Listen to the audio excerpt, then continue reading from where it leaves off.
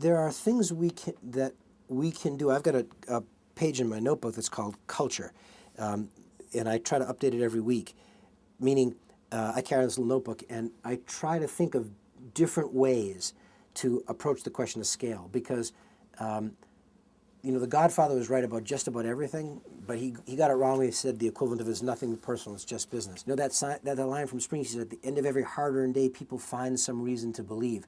I don't want to have to wait to the end of the day to cast about for, like, what was today all about?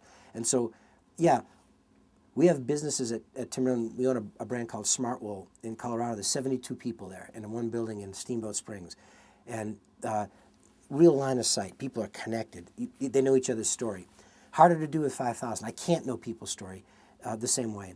And it can't be about me anyways. But it has to be about a culture where people do want to know your name and they do want to hear your story. And in a funny way, we've really succeeded in that regard. We've really succeeded in creating an active citizenship at Timberland where I may not know your name. I know you know mine because of who I am, but you don't know me either. But it doesn't matter, because if you're in pain or if you're in confusion, you have real relationships around your desk or your community.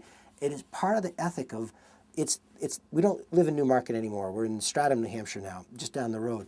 But that ethic of town meeting and that ethic of speaking truth to power and asking questions and demanding acknowledgement as a human, it's still a very big part of our culture. Look, I do town meetings with pretty high regularity, sometimes video, sometimes in person. Cultures are different. When I go to Japan to do the town meeting, I know that I got to have 5 questions planted, because no one's going to ask the first question, and I got to have 1 criticism planted, and everybody will look around, and then Jeff planted the criticism. But then they remember, oh yeah, that's right. It's okay to ask those kind of questions, and so it takes 2 hours to do a 1-hour meeting in Japan, because I just got to give them a chance to live in their culture. But I got to spend the 2 hours, because otherwise we end up being a big company, and that would be no fun. We have 3 elements of our strategic plan. One is build brand heat and height.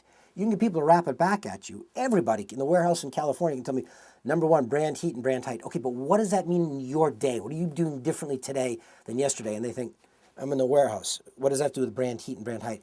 And so, and they are, by the way, the reason that our brand is only so cool and so successful is because there's a lot that they can be doing. And they have power and strength and insight and genius, but we're not calling on it because there's a gap between concept and execution. And so taking it down to the desktop, to me, that is what iTunes allows you to do, which is to reach in and bring it right down to your personal device. We got to find a way from a management perspective to take the highest concept and drill it down to the most concrete place 5,000 times and 5,000 people, and then regularly update it. People have to be connected to the mission to care about it. The best example I can give you is there was a guy who came to Timberland from the pedigreed world, and he grew up in our treasury department. So it's analytical and powerful and rigorous. And about 12 years into it, I realized that there's a real human being in the treasurer's office. And so I went down to his office one day and I said, here's a strange one. He goes, go ahead. I said, I'd like you to run sales and marketing for us outside the United States. And he didn't even laugh, because he's like, come on, what are you doing in my office? And I said, no, I'm dead serious about it. We've been through 5 really pedigreed sales and marketing internationalists, like avec l'accent aigu. Perfect, yeah, right? I got a British guy, I got an Italian guy, I got a Chinese guy, and they all flamed out. And so he said, I've never been outside the United States on Timberland business, ever. I said, perfect, but I trust you. The team trusts you. You're a for real smart guy. We'll figure this out. Let's make a slow transition. It'll take a year. You travel with me every month to Europe for a year until we're ready. 6 months into it, he says to me, I got it. Not like I got it, I'm dead, but I got it cold. He said, you're right. They trust me. I trust them back. We can do this. He was the best international guy we ever had in the history of the company, except for me, because I did it before him. But for real executives, he killed it. And he had 0 experience, but he had intellectual model, he had integrity, he had respect in the organization, he could work the levers. The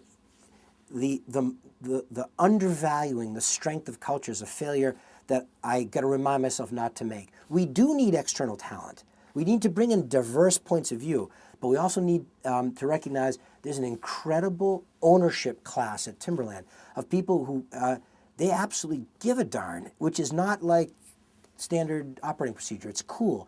And we need to honor that, which means invest in training folks. We haven't done enough of that. We're a place where, like, figure it out. We got things to do. We're becoming more self-conscious about the need to invest in talent because we value the strength of our culture. I can give you examples of really powerful professionals who've been successful in other organizations in the same function who come to Timberland. Well, I'll give you for instance, of a guy who was successful despite it. He came to Timberland from Pepsi. He was trained in their finance organization, and that's world class. I mean, it's the best of the best. And he said to me about 6 months into the job, or maybe 9 months into the job, he said, "I'm not sure I'm going to stay." And I said, "What?" And he said, "You know, at Pepsi they teach us institutional thoughts, right? So there's a way to do things, there's the Pepsi way."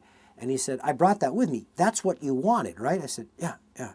And he said, "And I keep trying to fit it in here, and it's really clear to me that there are elements of the Pepsi way which are right that won't work here." And so he said, "I'm faced with a choice. Will I reinvent he called it a mind map. Will I reinvent my mind map? Is it worth it enough to me to do that? Or should I go somewhere else where they won't require me to reinvent the mind map, but they'll simply value it?" Pepsi's finance organization is an up or out organization. So they have 50 people for every 10 slots, 50 capable people, so they know 40 of them are leaving, right? And so people circle around like suckerfish around White Plains, and it's a well-trod path. You get great finance people out of Pepsi. We got this guy. And so he said most of the Pepsi alumni go to places where people say, "Tell us what to do, boss," right? "We'll do it your way. That's what we hired you for." He said, "You guys are like stiff-necked Yankees up here in New Hampshire, and I see strength in it, but it's a big ask. You're asking me to sort of reinvent myself, and I'm not sure I want to do it." I'm listening very politely. And so 3-4 months went by, and he came back and he said, "What do you think?" And I said, I see you kind of twisting and turning, and it's amazing, and I appreciate it very much." And he had, but it hits the second part of your question because that was on him. It wasn't like he came to Timberland and I said, "Hey, I recognize the power of our culture, and so let me help you with this transition." It was like, "There's a swimming pool. Good luck." And his strength was in the swimming pool. He realized I'm swimming in Jello, not water, and so if I want to not drown, I'm going to have to put on floaties. And he did. So he was successful. He chose to leave the company in the end, and his professionalism and his strength is missed. He was a very, very, very capable guy, and so we couldn't retain him. He didn't fail. We couldn't retain him. I learned a lot from that about bringing executives at that level of the company, because the power of their pedigree is they know what to do, or at least they know what they think they're supposed to do.